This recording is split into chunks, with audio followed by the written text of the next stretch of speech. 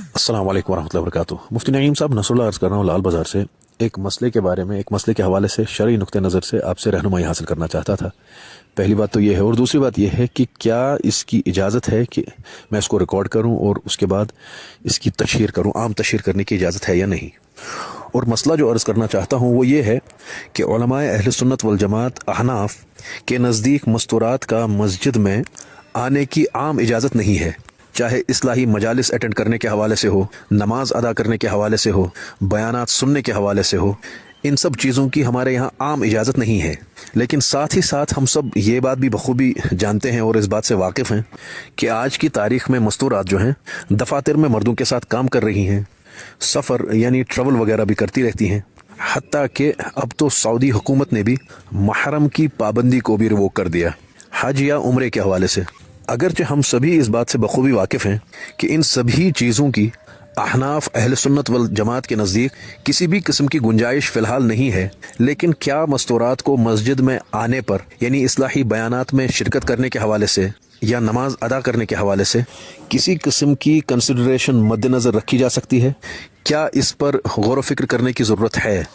क्योंकि जहाँ तक मैं ज़ाती तौर समझता हूँ, मस्तूरात अगर मजबूती के साथ दीनी और मजहबी उलूम हासिल कर लें, कम से कम बयानात सुनने के हद तक ही या इस्लाही मजालिस में शिरकत करने के हवाले से ही, तो मुझे लगता है कि बहुत सारा फ़ायदा वजूद में आ सकता है। क्योंकि मस्तूरात का जो दिल होता है बहुत ही नरम होता है उमूमन, और फिर इनको अक्सर डिस्टॉर्टेड नॉलेज देने की बुनियाद पर मैनिपुलेट करना बहुत ही आसान हो जाता है। और इसी चीज़ का फ़ायदा अक्सर एक मखसूस तबका उठाता है और ये बेचारियाँ मैनिपुलेशन की शिकार हो जाती हैं। बराए मेहरबानी शरई नुक्ते नज़र से मुफस्सल रहनुमाई फरमाएँ। अस्सलामु अलैकुम वरहमतुल्लाह। वालेकुम अस्सलाम वरहमतुल्लाहि वबरकातुहू। पहली बात तो यह है कि बिल्कुल आप इसको रिकॉर्ड भी कर सकते हैं, आप शेयर भी कर सकते हैं। नुक्ता नज़र सामने आना चाहिए। फिर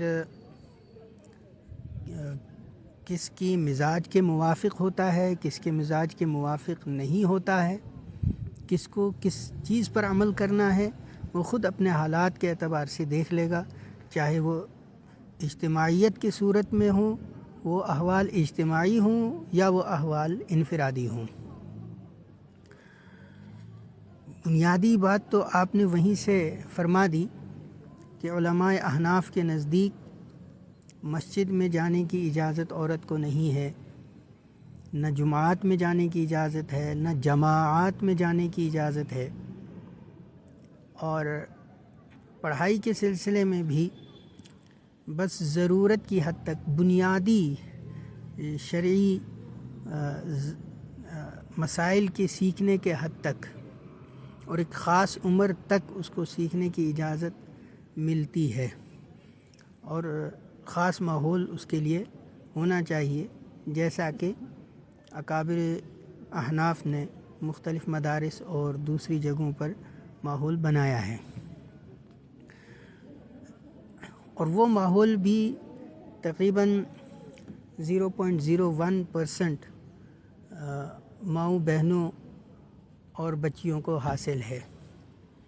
उमूमी तौर पर हमारी माएँ, बहनें और बच्चियाँ दूसरे माहौल के अंदर हैं, घर के अंदर भी नहीं हैं, और माहौल उनका दूसरा है। दफातर में जाती हैं, स्कूल्स और कॉलेजेस में जाती हैं, और उनका इख्तिलात आप कह सकते हैं मुखालिफ जिन्स से इख्तिलात ऑलरेडी मौजूद है। बल्कि मैं यूँ कहना चाहूँगा कि जिन मफासिद के पाए जाने या जिन मफासिद के ख़तरे की वजह से उलमाए अहनाफ ने जमाअत से रोका, जुमे से रोका, ईदैन से रोका और बड़े इज्तिमाआत से रोका है, वो मफासिद ऑलरेडी हमारी माओ बच्चियों के साथ पेश आ रहे हैं दफातर में, स्कूलों में, कॉलेजेस में। अब हमारे सामने दो मसले हैं, दो मुसीबतें हैं, दो बलाएं हैं। ایک بلا یہ ہے کہ ہم ان مفاسد کو سامنے رکھ کر کہ یہ مفاسد ہماری مساجد تک نہ آ جائیں، مساجد اور دینی اجتماعات سے روکیں، اور دوسرا یہ ہے کہ ان مفاسد سے بڑا مفسد اور بڑی مصیبت ہے ایمان کا کھرچے جانا، کیونکہ ان مفاسد میں رہتے ہوئے، ان غیر شرعی ماحول میں رہتے ہوئے آہستہ آہستہ ہماری ماؤں بچیوں سے اور بہنوں کے دلوں سے ان مفاسد کی برائی ہی نکلتی چلی جا رہی ہے۔ اب ایک بندہ ہے جو گناہ کو گناہ سمجھ کر کرتا ہے، اور ایک بندہ ہے جو گناہ کو گناہ ہی نہیں سمجھتا ہے، تو دونوں میں زمین اور آسمان کا فرق ہے۔ جو بندہ گناہ کو گناہ سمجھ کر کر رہا ہے اس کو توبہ کی توفیق ملنے کی امید ہے اور اس کی بچنے کی بھی گنجائش موجود ہے، لیکن جو آدمی گناہ کو گناہ ہی نہ سمجھے وہ بہرحال اس کا ایمان خطرے میں ہے، وہ سوسائٹی کے لیے مصیبت بننے کے در پہ ہو سکتا ہے۔ اس لیے میں یہ سمجھتا ہوں اپنے تجربے کی روشنی میں، چونکہ اس وقت بھی میں یونیورسٹی کا ہی طالب علم ہوں، اس ماحول سے گزر رہا ہوں، اور پوری زندگی تقریباً دونوں طرف کے ماحول میں گزاری ہے، خالص دینی ماحول میں بھی گزاری ہے اور مخلوط ماحول میں بھی گزاری ہے۔ ہمارے سامنے وہ احوال ہیں جو ان اکابر کے سامنے نہیں ہیں، یا سنے تو ہیں لیکن مکمل احساس ان کو نہیں ہے، یا اگر احساس ہے بھی تو کسی وجہ سے جو مصلحت ان کے دلوں میں ہے وہ اس کا اظہار نہیں کر پا رہے ہیں، لیکن میں اس کی شرعی ذمہ داری سمجھ کر اظہار کرنے پر مجبور ہوں کہ جو حالات میرے سامنے ہیں، تو میں یہ سمجھتا ہوں ذاتی طور پر کہ مفاسد جن سے بچایا جانا تھا وہ آلریڈی ان کے پاس ہیں۔ اب ایمان کے بچانے کی فکر ہونی چاہیے، کم از کم وہ مفاسد کو دھونے کا کچھ نہ کچھ ماحول تو فراہم ہونا چاہیے۔ اگر وہ مسجد میں آ جائیں اور دینی بات سن لیں، یا اجتماعات میں آ جائیں اور دینی بات سن لیں، اللہ کا پیغام سن لیں، تو کچھ نہ کچھ ان کا ایمان بچ بھی جائے گا، اور امید یہ ہے قوی کہ ان کی اصلاح لڑکوں سے زیادہ ہو جائے گی۔ اس لیے میں سمجھتا ہوں کہ مساجد میں اگر 5 وقتہ جماعت کے لیے نہ صحیح، جمعے کے لیے انتظام ہونا چاہیے ہمارے مساجد میں۔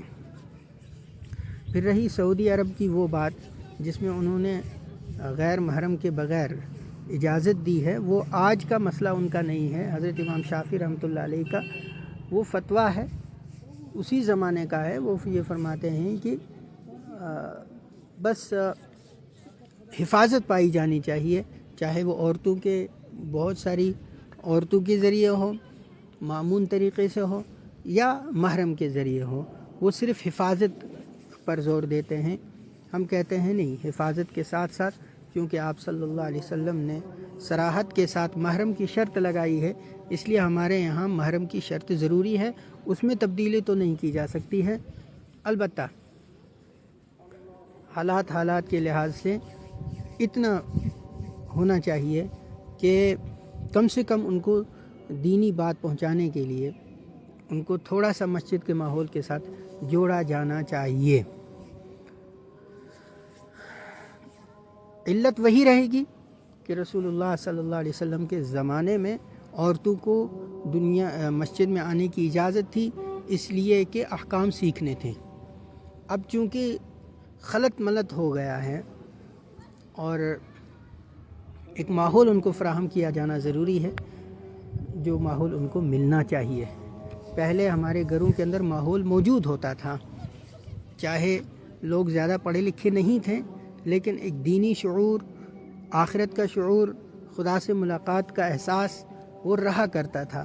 اب چونکہ بڑوں کے اندر بھی نماز کا شعور نہیں ہے، اللہ کے سے ملاقات کا شعور نہیں ہے، تو بچوں میں بھی اس طرح کا شعور نہیں ہے، وہ ماحول نہیں ہے، تو وہ ماحول دیا جانا ضروری ہے، جس سے پھر جا کر علم بھی کام کرتا ہے۔ خالص علم وہ مصیبت ہے اور خالص ماحول بھی پورا کام نہیں کر پاتا ہے، دونوں چیزیں ہونی چاہیے۔ تو مجھے لگتا ہے کافی ہو گیا ہے، تو اللہ ہم سب کو سمجھنے کی بھی توفیق عطا فرمائے۔ اپنی نسلوں اور عورتیں تو ہماری آدھی آبادی ہیں، اور پھر اس آدھی آبادی پر ہماری نسلوں کی بنیاد ہے، تو اللہ تعالیٰ سب کی حفاظت فرمائے، ہماری بھی اور ہماری عورتوں کی بھی اور ہماری نسلوں کی بھی۔ سبحان اللہ و بحمدہ۔